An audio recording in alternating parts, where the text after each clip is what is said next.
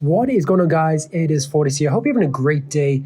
It is September now.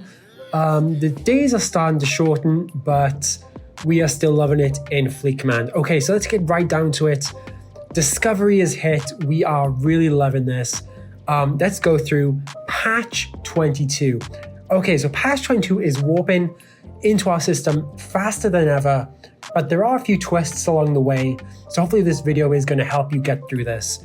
So Star Trek Fleet Command has really expanded the universe, and we now have Star Trek Discovery, yes. So this new IP is looking really good, and it's Fleet Command's first IP where they can really utilize Discovery. So the point is, like, we've expanded beyond the Kelvin universe for the first time, and now they're kind of introducing, the developers are kind of introducing the Star Trek Discovery arc, delivering on a hands-on experience for the fans of the franchise. I'm really excited about this. I don't know about you, but I'm really excited the fact that Discovery is finally coming to Fleet Command. So let's dive deep into the arc. And we do have a lot of new and exciting content to share around the galaxy. So what about this arc is so impressive? Well, the fact that it's introducing the USS Discovery. Yes, that is right. The USS Discovery ship. This ship is going to be fantastic. Just because warp speed is actually too slow for everyone else. The fact that you can use the mycelial network, we'll go into that in a little bit more detail later on. The next thing in this arc is Anomaly Events with a unique game loop. So this is kind of the new thing now, Anomaly Events. So we're going to go into this a little bit later on, but this is going to be super interesting to see as well. Next, we have new officers, including Michael Burnham and Saru. I really love the Discovery TV show, and the fact that they're bringing us this, it is phenomenal. It is really something, and I've been looking forward to this for ages. The Discovery show is coming back, I think, October, so the fact that they're kind of bringing this out now is really building up the momentum for the Discovery TV show. So really looking forward to that. Okay, the next thing we have is all new Discovery missions and stories. Now this, because of the IP acquisition, I believe this is actually going to tie in with the story of Discovery, with a few twists and turns, of course, but again, really looking forward to this too. And of course, last but not least, the Discovery themed battle pass, 24 days of pure Discovery. Really looking forward to all of this. Okay, so the arc started off with Maya detecting a strange energy in independent space, investigated further, and they found a new fungus, partnering up with the USS Discovery, and they take us on a journey to explore the new surroundings. So again, a lot of important information here. So again, let's go into this new ship, the USS Discovery. So this is really the flagship of the show Star Trek Discovery, and the ship in the TV show allows the officers to instantly jump around the galaxy using the mycelial network. In the game, I believe this is possible thanks to mycelium. Let's go into the officers as well. So Michael Burnham beaming into the galaxy, introducing 5 new officers, including Saru and others. So we have Commander Saru, Cadet Burnham, Michael Burnham, Cadet Stamets, and Cadet Saru. So the fact is, we have a whole bunch of officers ranging from epic to common. Let's dive right into this. Michael Burnham, epic officer. So her captain ability, Steadfast. So when impulse speed is increased by X, so this increases the impulse speed by X. So this is pretty impressive.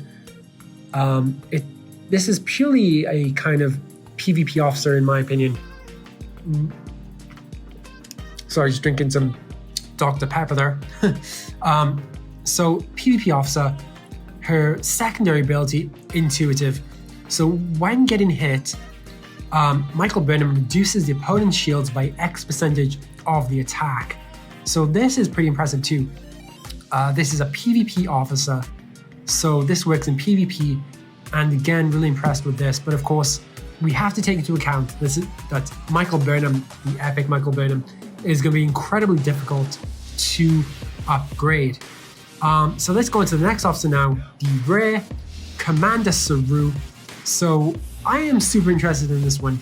So his captain ability, Precautions, reduces the opponent's critical hit chance by X percentage on every critical taken in PvP. So the fact is, like, if the other ship has officers which increase critical damage, the fact that you have Saru on board using this captain ability is really going to up your chances in PvP. And I really like this. I really like the fact that we now have kind of anti-critical, anti-crit officers come into Fleet Command. And his secondary ability, Avoid Danger, so reduces the opponent's damage by X percentage in PvP. So this is really impressive too. This Commander Saru is going to be a little bit easier to upgrade. So I think, you know, it could be wrong at this stage, but I think I'm really going to try and focus all my efforts in upgrading him. Okay, so let's move on to the next officer, Uncommon Cadet Burnham.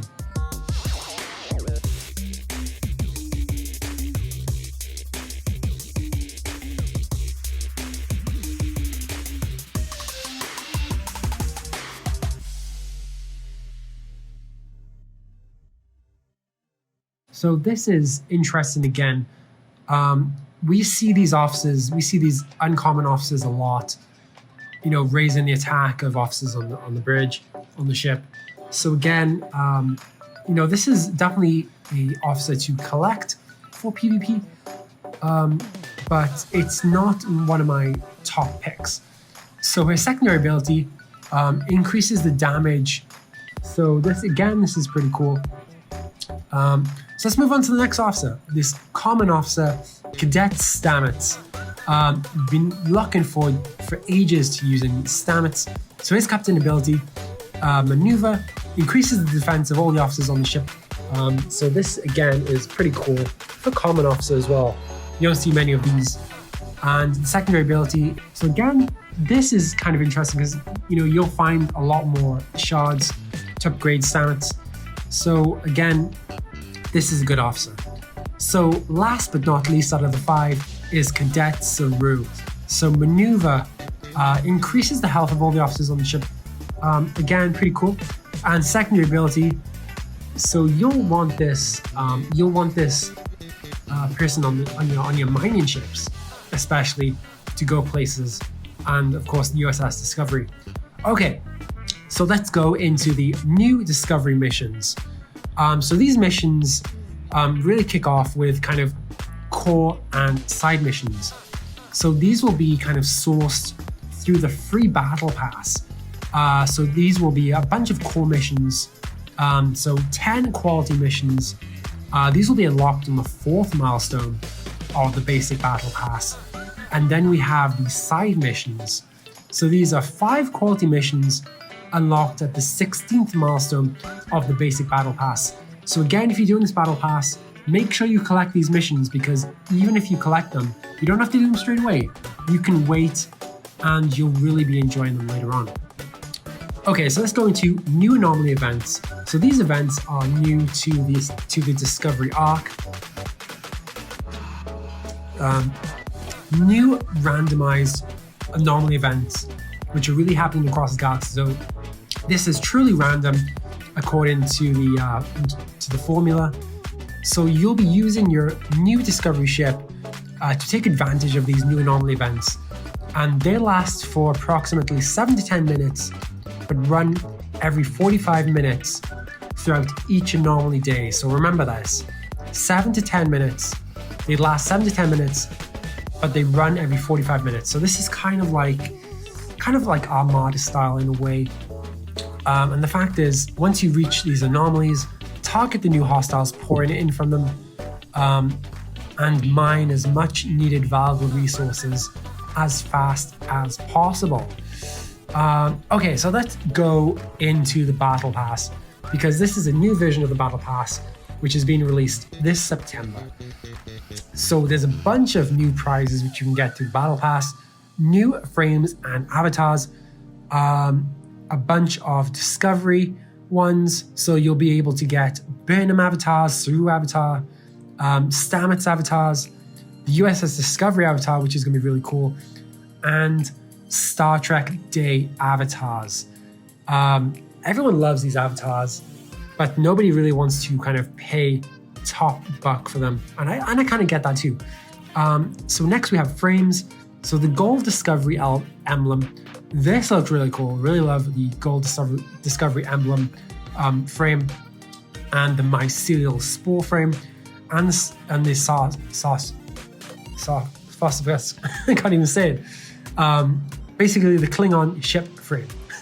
Yes, that's right.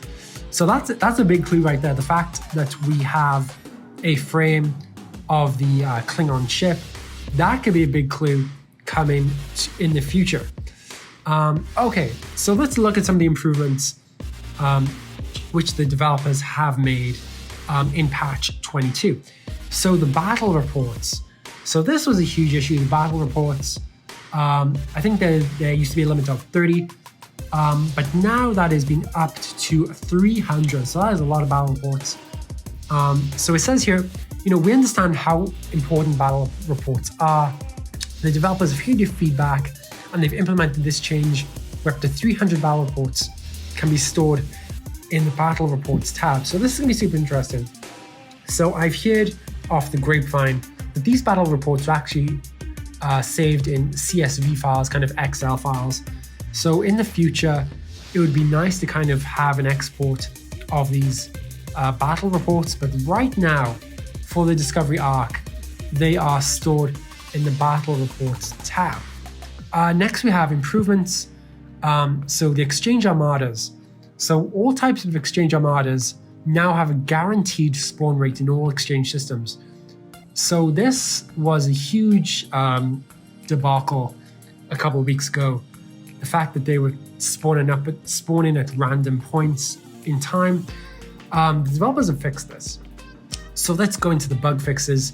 I'll post a huge bunch of bug fixes in the information below, but I'm going to go through some of them. So they've fixed the misindent icon of the top 3 contributors list in the Alliance contributions list. Big help. They fixed an issue itself on certain strings overlapping. They fixed an issue where players could attack a station without assigning a captain to the ship. Isn't that crazy? They fixed the pure research nodes not showing the discounted amount. So they're saying that please note that this fix will not affect any faction-related costs. They fixed an issue where the research timer changed significantly after tapping the Go button in the requirements not met section of the other research. Pretty important right there. And they also fixed an issue with the multi-select object viewer. So for example, if the target warps away, when you arrow over to it, the object viewer and the ship cards break. So again, some important menu interface fixes here. And it really just proves that the developers are really not sitting down and doing nothing. They're actually helping a lot with this, and they're doing what they can and what they should be doing. Again, other fixes. They fixed an Android issue where the device's back button did not work when launching the game for the first time after a fresh installation. So pretty cool there too. So a lot of interesting fixes. And again, I'll be posting all of the fixes down below. So let's sit back and let's watch this video of USS Discovery coming out of the ship dock. Guys, it has been a good one. Hope you have a great day. See you soon. All right, see you guys.